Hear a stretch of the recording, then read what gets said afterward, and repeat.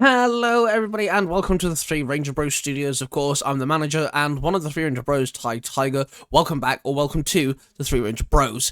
So, today's video, me and the middle bro, the Red Cornish Ranger, Mark himself, are back at it again, where we're giving Power Rangers lantern rings. The previous video we did blue lanterns and we gave 4 Power Rangers who we think would deserve a blue lantern ring. On this video, exact same concept, but this time around we're going to be dealing with the lanterns fueled with rage, the red lanterns. So the concept's very simple. Mark has picked 2 rangers and I've picked 2 rangers, and we'll be discussing all 4 rangers and why we think they'll be deserving of a red lantern ring. Of course, that means you guys that are watching down below in the comments should give us what rangers you think would deserve a red lantern ring. Of course, they're all about anger and rage. So come up with some ideas and let us know down in the comments down below. We'd love to hear your thoughts. That being said though, let's dive in.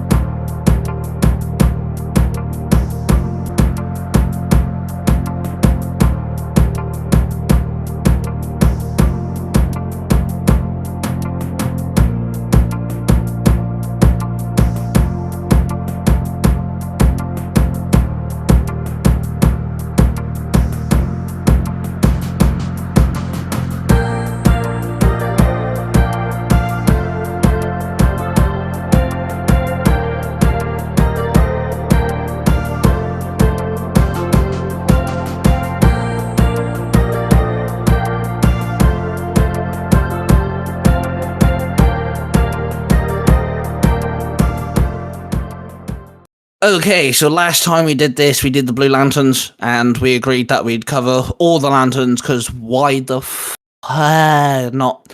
And we decided that red lanterns would be next. Red lanterns are, of course, fueled by rage. They are bound to their rings, and they're very good in, well, volcanic blood, basically, or blood plasma, as it's called, led by Atrocitus. Very cool set of characters and very cool lantern. And today we are picking 2 rangers each. And yeah, Mark, I'll let you go first with your first one. Which Power Ranger do you think will work as a red lantern? So I was trying to think of, one that's had, shall we say, trauma and turmoil and has a reason to be angry. And my first thought was possibly Kaizen from Operation Overdrive, the Mercury Ranger. As he lost his whole planet, he has plenty of reason to be pissed. Yeah, no, that is a good one. I never thought of Tyson personally, but yeah, he also started off as a bad guy. If you remember, he started off as a monster. They had to actually force him back to normal, didn't he? So I mean, I'd be annoyed, especially if I lost my planet or lost my family and everything, and then obviously I got forced to be a villain. And if I rightly remember, there's isn't there a time period maybe when he's first ranger or what, where he's willing to leave because of everything that he's done, so he goes through all that as well, and so a bit of redemption sort of arc-ish. So yeah, I think that would work definitely. I mean, Power Rangers does do the whole trope quite a lot, where it's oh my god, have an alien, but they're the last of their race because we can't be bothered to make up more of these aliens. Cool. Exactly. Yeah, they do that a lot. Actually, they do that most of the time with aliens. Well, it took at least half of in space for us to get another member from the planet KO 45, KO 55, 35. 35. Yeah. I've said recently, but yeah. But yeah, I think Tyson would work really well. I think that when it comes to him being made out of mercury and then also using blood plasma, as it's officially called, you could do some really fun things with that, mixing them together and everything. I can see if it was a game or imagine the red and silver merging together and swirling together in attacks and stuff. That'd be sick. Do you think he'd make his metal detector weapon as a construct? Yes. Well, yeah, I could see it being created as a construct. I mean, it looked pretty goofy, but it looks goofy anyway. Yeah, Tyzon's a great pick. I think that's really cool, and it's not on the nose, because my first one is very on the nose. You know, he's not an actual angry character, but you went down the route of he could be because of Mm. this. You know, so I like that. Yeah, well done. Yeah, I've got to Um, think of a reason. yeah, that's cool. My first one makes perfect sense as soon as I say it, and he is literally not a part of his team 99% of the time. He is a ranger, but he's not actually a part of the team 90% of the time, and that is Eric, aka the Quantum Ranger from Time Mm. Force. I like how both of ours ended up being six rangers for the first part. Eric is a moody son of a bitch 90% of the time in his season. He really resents Wes. You know, at the end of the final episode, we learn, you know, majority of it why.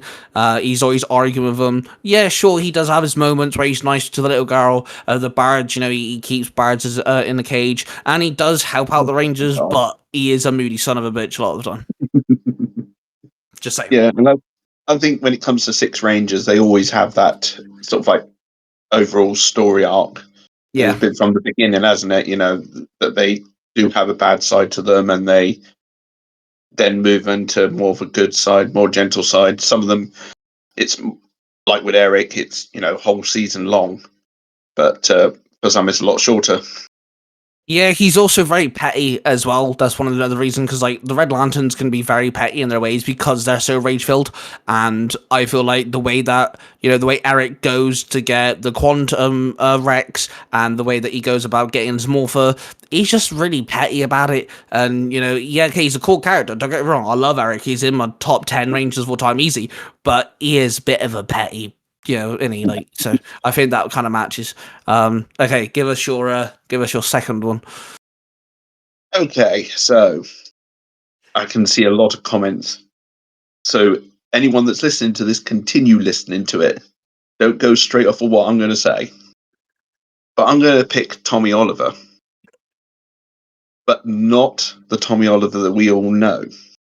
This is the Tommy Oliver from the Coinless universe, the one that becomes Draken, because he is so rage filled in himself. That's what turned him into Draken, so he could ideally turn into a Red Lantern as well. Yeah, no, that's Um, very true. One thing people have got to remember as well is Draken is it's not Tommy that we know. He never becomes the Tommy that we know. He stays evil. You know, in Power Rangers, that, you know, the Mighty Morphin TV show, he is evil, and they break the spell, and Tommy's now a good guy, and he obviously goes through his yeah, little redemption and everything, like all bad Rangers do when they turn good. But Draken stays evil, overpowers Rita, and then is now trying to take down the multiverse of Rangers. You know, he doesn't yeah, ever, the evil never leaves him. So he is a bad guy, you know, yeah. and, you I know, think, he. Come. I think the way they sort of like tried to do it is that in a TV series, his guilt is what made him join the team. But in that universe, it was his guilt that made him rejoin Rita instead. Yeah, exactly.